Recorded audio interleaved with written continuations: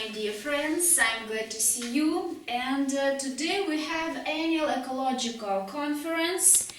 Let me introduce our guests. In our conference there are two companies, Greenpeace and WWF. So could you tell some words about your work, my dear friends? Greenpeace exists because the fragile earth deserves a voice. It needs solution, action and change. Catalyzing an energy revolution, protecting our oceans and defending our forests. Greenpeace is present in more than 40 countries across Europe, Asia, the Americas, Africa and the Pacific. We exist to expose environmental criminals and to challenge governments and corporations when they fail to live up to the mandate to safeguard our environment.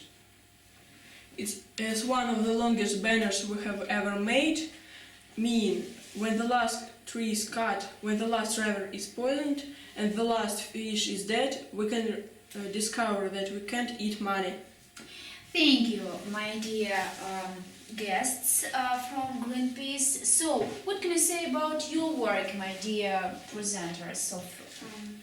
Our mission is to build a future in which people live in harmony with nature. We know that the well-being of people, wildlife and the environment are closely linked. We spend a lot of time working with communities, with politicians and with business to find solutions so people and nature can thrive. Our projects are innovative and based on scientific evidence. Our company is a leading organization. We have more 5 million supporters. WWF works on 100 countries on 6 continents. WWF has more 5,000 staff worldwide. Thank you for your presentation. And today we will discuss a very important problem, I think so. This is oil products. You know that products from oil help us do many things. We use them to fuel our airplanes, cars, trunks, to heat our homes, and to make products like medicines and plastics. Even though petroleum products make life easier, finding, producing, moving and using them can harm the environment through air and water pollution, yes? And also petroleum products give off the following emission when they are burned as fuel: carbon dioxide, sulfur dioxide, nitrogen oxide and volatile organic compounds. Lead and various air toxics such as benzene and other emissions may be emitted when some types of petroleum are burned.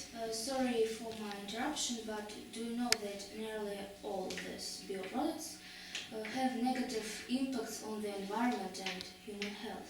Yes, my dear colleagues, I know about this, but maybe I don't pay attention to this problem, and today I would like to discuss this.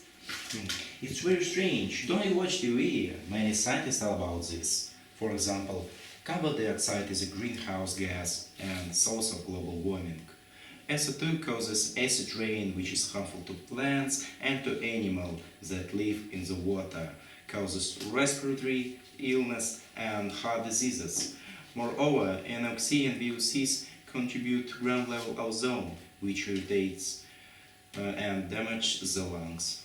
By the way, exploring and drilling for oil may disturb plant and ocean habitats. Yes, I agree with you. New technologies have reduced the number and the size of a drilling area. Satellites is remote the 3D and 4D devices to discover our oil reserves. Also, the use of horizontal and directional drilling make it possible for a single well to produce oil from a much bigger area. Today's production footprints are also smaller and 30 years ago because of the development of directional drilling and smaller slim hole drilling rings. I'd like to add that if oil is spilled into rivers or oceans, it can harm wildlife. When we talk about oil spills, people usually think about oil that leaks from a ship and that is involved in an incident. This type of spill can cause the biggest shock to wildlife. I think you know a well-known oil company, Shell. There were many cases when this company didn't react on oil spills, causes to reducing of grey whales. I ask you to write down our program which can protect the species of the whales. Yeah, I know about this problem. And moreover, this company know about oil spills and it ignores this problem. If I'm not mistaken, there was explosion in the company Shell. Do you know about it? But tell me please, where was it? In the Chukchi Sea on the 17th of June in 2010. From my point of view, this can reduce animal species, but it can kill other sea animals such as seahorses, dolphins, sharks, turtles. So, yes, you agree, my dear friends, but tell me please, what ways can you suggest to solve this problem? Maybe we can stop producing oil in the ocean and sea. Do you imagine how much money will be lost? And more, we can lose our job. I think the best way to solve this problem to create a new method of the producing. Yes, maybe you're right. My dear friend, we must discuss this problem with our government, and if they are interested in ecology of our countries, they can help to find solution. Yes, my dear colleagues, I agree with Sergei, and we must discuss this problem with our authorities and present them our project, how to solve this problem, yes? And I think we can finish our conference, yes? And I hope that we'll meet next year and we'll be able to see some results in our job after conversation with our authorities, yes? Thank you for our conference. Goodbye, my dear colleagues.